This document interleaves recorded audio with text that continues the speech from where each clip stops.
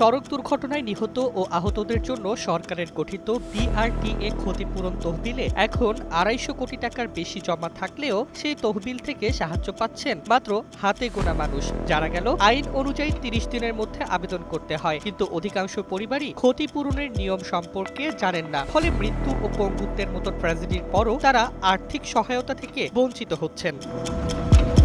মাদারীপুরের নান্নু কাজীর ঘটনা এই বাস্তবতাই তুলে ধরে। ২রা আগস্ট মোটরসাইকেল দুর্ঘটনায় আহত হয়ে হাসপাতালে চিকিৎসাধীন অবস্থায় তিনি ১৫ আগস্ট মারা যান। তবে তার পরিবার ক্ষতিপূরণের বিষয়ে অবগত না থাকায় ৩০ দিনের মধ্যে আবেদন করতে পারেননি। এখন তারা জানতে চাইলেও আইনি সময়সীমা পেরিয়ে যাওয়ায় সুযোগ হারালেন।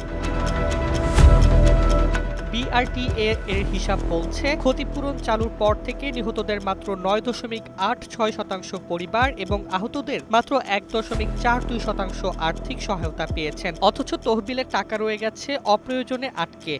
দৃঢ় বন্ধনের আস্থায় শক্তিশালী স্টিলের আরেকটি নাম জেডএসআরএম। বিশেষজ্ঞদের মতে, প্রচার না থাকাই এই বঞ্চনার মূল কারণ।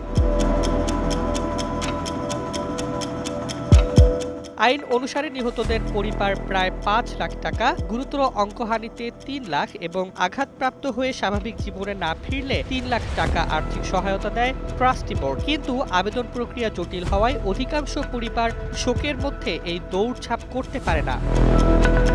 বিআরটিএ চেয়ারম্যান জানিয়েছেন, এখন থেকে স্থানীয় প্রশাসনকে পরিবারগুলোর কাছে পৌঁছে ফর্ম সরবরাহের নির্দেশ দেওয়া হয়েছে। তবে বিশেষজ্ঞরা বলছেন, কেবল নির্দেশনায় নয়, স্বয়ংক্রিয়ভাবে মামলা নথিভুক্ত হওয়ার সাথে সাথে ক্ষতিপূরণ আবেদন চালু করা উচিত, যাতে আর কেউ সুযোগ হারিয়ে বঞ্চিত না হয়।